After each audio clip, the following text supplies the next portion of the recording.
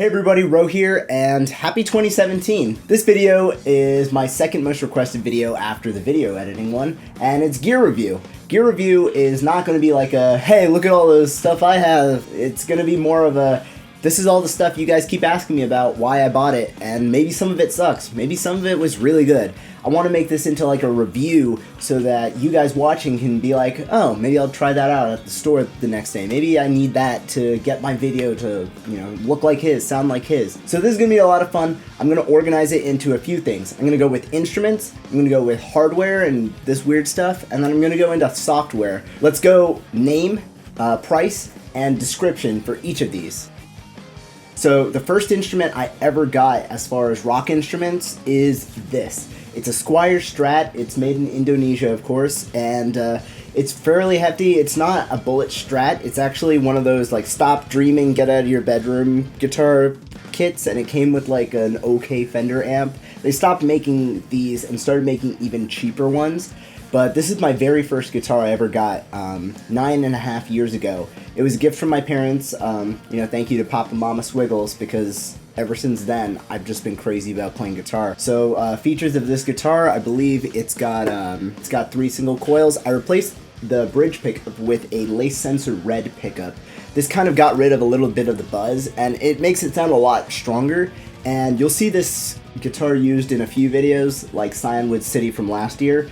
It's set up alright. I've had to take this guitar apart and put it back together several times. It's a great, shop guitar just for that Stratty sound, but this is about like $100 new. This is my Esp Ltd Jh 200. You're gonna start hearing a lot of stupid names. This is the Jeff Hanneman signature from Slayer, but the Ltd cheaper model. So I got this guitar maybe 2 years into playing music, or playing guitar rather, because obviously I was kind of fed up with my Strat. It couldn't do whammy bar stuff, and humbuckers just were so much cleaner. As you can see, I've replaced the bridge with the DiMarzio Crunch Lab pickup. This is currently one of my favorite pickups.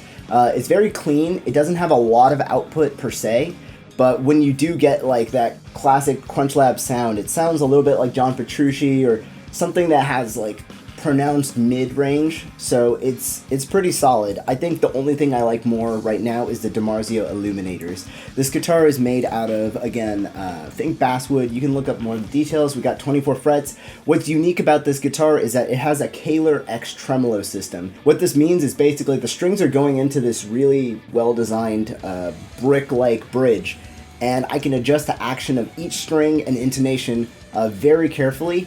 And it has a whammy bar system, but I can lock it down, which I have done. So now I can use like fine tuners. I can play and drop C. It's buzzing a lot because it's been through a lot, and it's got a lot of wear and tear over the years, and the tuners aren't necessarily the best, but I keep this guitar in drop C. It has fantastic action right now, the way I've gotten it set up. This is my Ibanez Rg 350 MZ, and I know you guys are like, Ibanez needs to make better names, but some of these are actually smart codes. But basically, this is like a mid-range guitar. This guitar was $400 brand new. I got it as a graduation gift. About 4 years into playing guitar. DiMarzio Evolution pickups in here. These are designed by Steve Vai, one of my favorite guitar players, and this thing like screams in the right context. It has a Edge Zero tremolo system. I really think that the Edge Zero is one of the best tremolos, so I can do all those crazy whammy sounds. But it stays pretty well in tune unless there's weather changes, which I think that's affected it right now. It's got also maple fingerboard, which is my first guitar, maybe the only one that'll have this. But it's beautiful to look at. It's got this like emeraldy green sort of feel to it. Other than that, it's gotten through some wiring issues, but you've seen this guitar all over my videos. I think it plays really well. It's got a fantastic lead sound, your 24 frets, and a very thin wizard neck. So you can see me like doing that kind of Hendrix style grip. And this is my acoustic guitar. It's a Yamaha APX 502. It's fairly inexpensive. I think it's made of a very light wood, something like alder or maybe basswood, and basically it's just got this black finish. It's got a built-in preamp that I don't use because this preamp sucks, and honestly I've never found myself enjoying the sound of a preamped acoustic, but it's very useful live. Unfortunately, the battery inside here leaked at some point and it might have affected the electronics. Besides that, it's got, I think, like 21 frets. The action's pretty comfortable. And I've taken this thing to MagFest, or Music and Game Fest, a few times to jam, and it's very comfortable. I think the tuners are pretty sturdy, and, you know, it's taken a little bit of a beating, but I don't really record a lot of acoustic because my house is so noisy, and it's not necessarily something I need in my music all the time. But when I do, I think it's really comforting to just, you know, play a light acoustic guitar. Now, this is the guitar you guys have probably all seen me, like, obsessively use for, I want to say 2 years now. It's been 2 years since I bought my first 7-string. This is the Ibanez Rg 7421 with a fixed bridge. I believe we're also looking at mahogany body. I'm cheating by looking on the screen. One of the most notable things for a lot of you, it's a 7-string. That means that the lowest string is actually a B. And sometimes I'll go down to A or A flat, just depending on what kind of music I'm making. This has become like my signature, comfortable, I need something sounding good, I'm gonna grab this guitar. It's built pretty solid, but it came out of the factory with a few action problems, and I've had to, you know, go through repairs myself and otherwise, but it's come out really strong. It's very sturdy. I played this live at MagFest with the band Gemini, and it held its own perfectly. I've got a 7-string version of the Crunch Lab in the bridge, and I love to save up and get the Liquefier neck pickup.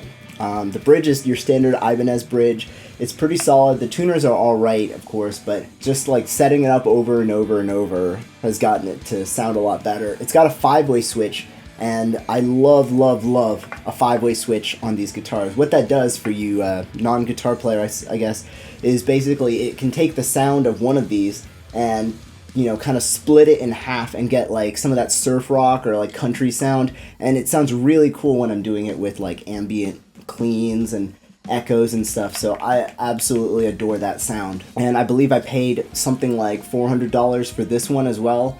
And then, you know, the pickups were $100, a few repairs. So it's come out to be like quite a valuable guitar to me. Now, instead of guitars, we're going to talk about my one bass. So I used to use an old Squire bass that my friend Alvin owned and sold to me, but it was, you know, just not working for what I was playing. So I got a 5-string bass. This is an SR405QM, quilted maple top bass by Ibanez. It's a sound gear, and it's got 5 strings, of course, so it basically matches the 5 strings on the low end of my 7-string. So I can play, you know, very similar intricate kind of riffs here, and it'll match up really nicely. But when I'm playing the other guitars, like the Drop C one, I have to kind of think about where the notes are. It's fantastically light considering, you know, how big the scale is. I believe we're looking at, you know, maple neck again. We're looking at mahogany body, which is kind of cool because it's not very heavy, but it has like a recessed input jack in here. It has 3 equalizer knobs. I usually keep these somewhat around 50, 60, 70, and that's bass, mid, treble.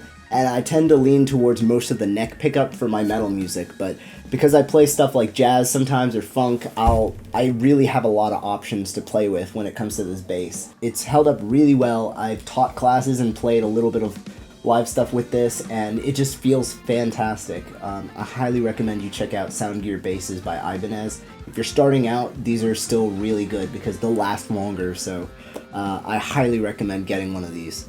You notice this review's been kind of positive, and I don't want to mislead you. I may not have purchased some of these guitars if I knew then what I know now. And to follow up, this is an instrument that I'm not 100% happy with my purchase, and I wanted to make this video to, you know, explain that. So this is an Alesis Q49 keyboard. It's a MIDI keyboard, and basically what this is, it's kind of like what I use for piano, for strings, for organs, everything. And it goes by USB. I paid, or rather it costed $100. The reason why I'm not happy with it is basically the velocity, or how hard you hit the keyboards is very important to getting the right sound. If you hit hard, your computer should be like, okay, he hit hard at, you know, this number, so let's make the piano sound that loud. Sometimes it doesn't work out, so if I hit hard, it might come out soft. So it just doesn't quite do it, but, you know, given this is my first MIDI instrument, it does hold its own fantastically for the price.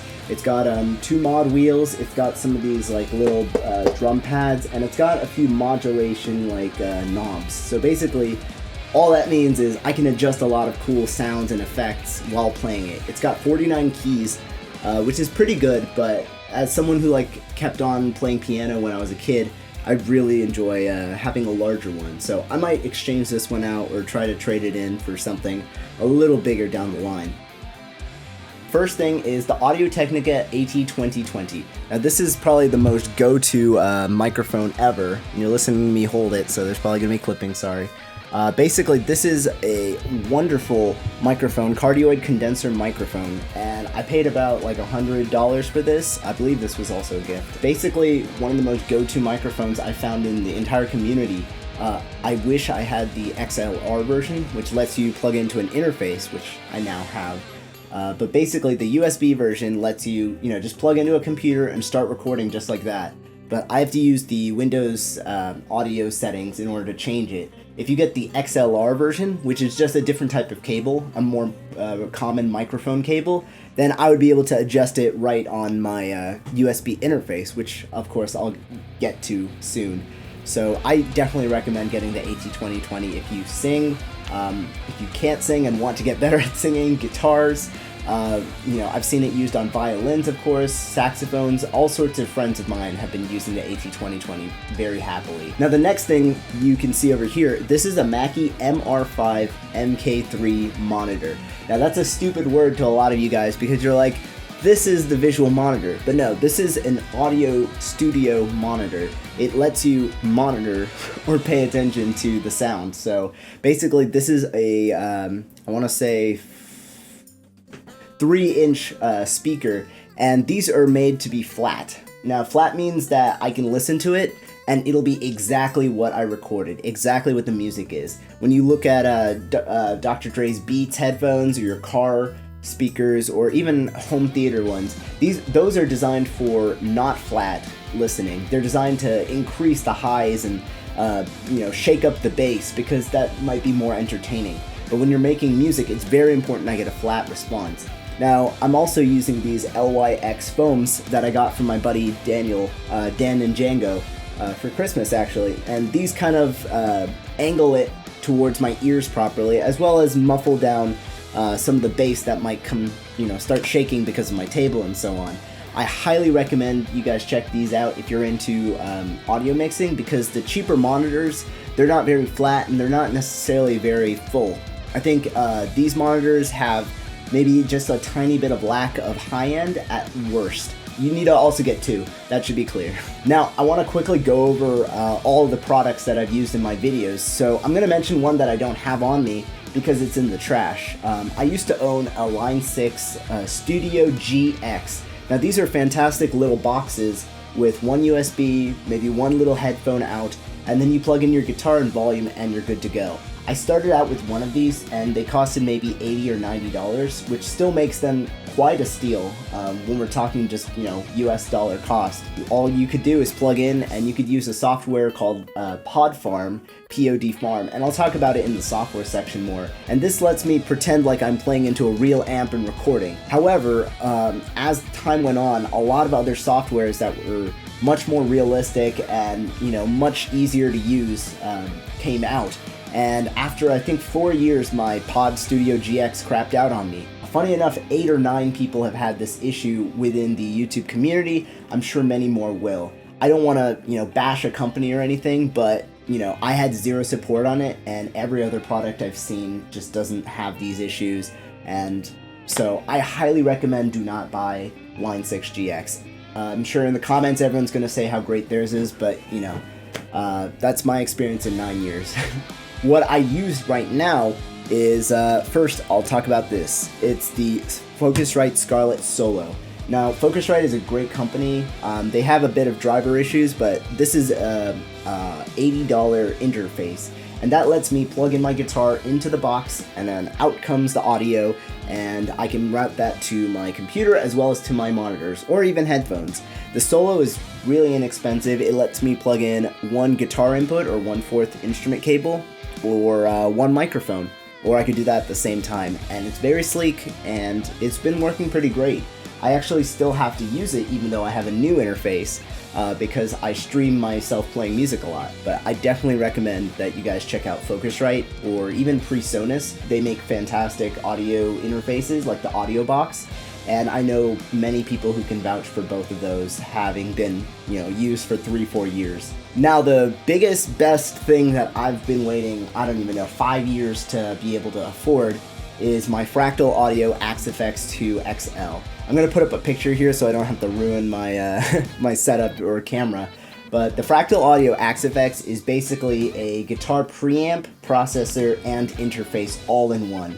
It's made by Fractal Audio Systems, and it contains over 150 amps that it can simulate, and audibly, I have never heard anything sound as good as a real amp until I got this thing. And they don't sell it at your local guitar shops often, so it's a kind of a big risk.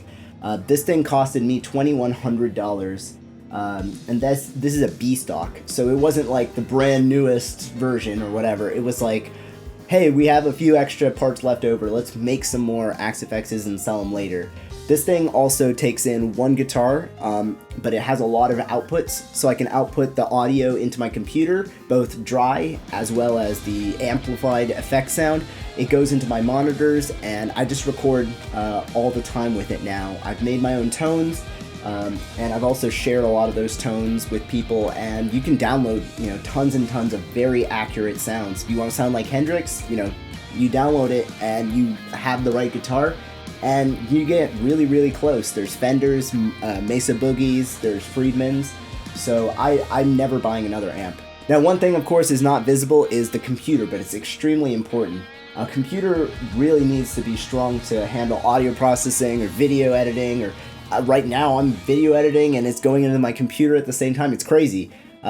So I built my own computer in 2009. It's running on an AMD Phenom X6 processor. It's got 12 gigabytes of RAM. It has a GTX 960 because I like to game and video edit, and that really helps. And then I've got 1 terabyte of hard drive, and the rest kind of doesn't matter as much. I will be upgrading my CPU soon because I do find that your CPU is one of the most important things for audio processing speeds, along with your interface's power. So that's something to keep in mind. If you guys are interested in, numbers, it really won't help you, but I spent something like $800 to $900 in 2009, and it's still working fantastically. Definitely build your computer if you can. If you're using a Macintosh, I would definitely go for one of the more high ends because they usually cost more for less performance power just because of their operating system reliability. This got really boring and technical. Now, another thing I can't show you is my camera, so I'm going to pull up a picture. I'm using the Canon EOS Rebel T3i. This is a very, go-to common camera that everyone recommended to me. It's a DSLR, so it's also, a good photo camera as well as video. It's got a pull-out monitor, and it's got a lot of compatibility with things. I use these Cinestyle presets so that I can get a very flat visual image, which means, I'm not coloring the contrast or brightness or anything. You get a very raw footage going into, editing. I'm also using Magic Lantern, which lets me use like color temperature tools, and I can change some of the other fancy camera things I can tweak it just to where I'm really happy. I made a video recently talking about how I make my videos and film, but just to reiterate, I shoot in 1080p 24 frames per second, and that's what I output. I find that's the most cinematic sort of setting, and I think most of you guys will enjoy that as well. Some of the other small things I've recently purchased to make my life easier is I have a 15-foot USB cable going into the camera right now. I highly recommend you guys get it. It's like $8 US, and now I can plug in my camera to my computer. I can monitor how the video is coming out on my computer screen, and I also have an AC adapter, so I never have to worry about the battery running out. In short, I'm basically really lazy. The last thing, which I have to give a huge thank you to Patreon's people, is these lights. Now, these are Limo Studio lights, but I want to recommend another one called Cowboy Studio because they seem to be a little cheaper and have faster service. These are umbrella lights, which basically have a very powerful bulb shooting light directionally towards either myself or they're filling the room. And again, I have a video on how I do filming, but basically there's one behind the camera, and then I have these lights kind of like surrounding me. so you get kind of a nice filled light image. They were around $50 to $60, and I highly recommend that you guys who are looking into video editing consider umbrella lights, softbox lights, or even just check out maybe the guide and see what kind of regular household lights you can. Now, one of the most important things I think I've ever owned are headphones, and I think if you already had your instrument, your computer, and your interface, you should definitely buy these before anything else, and I swear by that. Headphones, I'm using the Audio Technica M50Xs. These were actually a Christmas present by my friend Bluestar Mako, who's pretty awesome, and these are the most comfortable headphones I've worn to date. Now, I know there's some fantastic Sennheiser HD 500s, but I've never felt comfortable with the shape, so it's definitely important you kind of try out which company's shape works well for you. I used to use the M30s, and while they're comfortable, they definitely did press on top of the ears, and they hurt a lot more, but with these, I'm very comfortable. Now, just like with monitors, headphones are actually trying to be flat, which means they're not boosting the bass, they're not boosting the highs, they're not cutting anything. It's exactly what you expect your sound to be. Now, if you don't have these and you're buying out guitars and basses, you're not going to hear yourself very purely, and you're going to have trouble mixing almost every single time. Unfortunately, headphones can be a little expensive too. These cost sometimes $150, on sale maybe $120, but the M40Xs are around $80, and the M30s I think were $60, and I used those for my first 3-4 years, and a lot of people really enjoyed using those for mixing. I think they represent the sound pretty well, and you get a very accurate picture. So what I like to do is I'll mix with the monitors, and then I'll put on headphones, and I'll think to myself, wow, that's got to change, and then I'll go back and forth between them until I'm just, this sounds great on everything. Now, I use a lot of software. Sometimes it's freeware and small instruments, and sometimes it's really big stuff. So I'm going to talk about the things that I use, the most important ones. Now, the big one is Kako's Reaper 5. This is basically my audio program, or my DAW, Digital Audio Workstation. Reaper is kind of like a Linux approach to making a music software. It's very open, there's mods every day. If I wanted to make a song right now, I would just have so many macros and shortcuts and easy ways to, create tracks, just plug and record. It's very fast, very lightweight, it doesn't load a lot of things at the beginning, and I highly recommend it. Now, it has a free evaluation version, but it's only $60 for a full license, making it probably one of the cheapest DAWs. Now, I used to use a program called Mixcraft, but it uses a lot of CPU for less processing, and I found the UI to be very clunky, and I couldn't change a lot of things at the same time, so I moved away from Mixcraft after a lot of crashes and problems. Now, I find most DAWs to be pretty similar. Logic is fantastic. I've seen great things done in Ableton. I've seen people use Studio One and Cubase. And any of these are really fine, but I'm talking to the audience that maybe wants to save money, so I definitely recommend try out Reaper. You can edit videos on it. I could edit this gear video on there if I wanted to, and I actually plan to edit all of the audio and process it there, so definitely check out Reaper. The next product that I want to kind of give a shout out to is Toontrack's Superior Drummer. This is basically what's been making all the drum tracks and all of the fills and cymbals and stuff. It's basically a sampler, so it takes tons of space of people recording like professional drum hits of every kit you can think of and every cymbal hit possible, and then they compile it into a little program so I can write using MIDI some fantastic drum stuff. They have a huge versatile range. I know people who use it for jazz. I have the Progressive Foundry SDX, which is an expansion pack that lets me get even more sounds, so I highly recommend you check it out. It was on sale for maybe $100, but normally it goes for $300. So definitely make the investment. It's, really hard to match unless you're, a drummer, because real drummers are pretty great. This next product is probably a very popular one recently, Positive Grid's Bias Effects. Now, I used to use things like Line 6's Pod Farm, Guitar Rig 5, Lepulin plugins, which are free, all for my guitar sounds and my bass sounds, but Bias Effects is probably one of the most realistic softwares I've ever used. Now, a lot of you guys might be just perfectly satisfied with your sound, but there's no reason not to try it if it has a free version, which it does.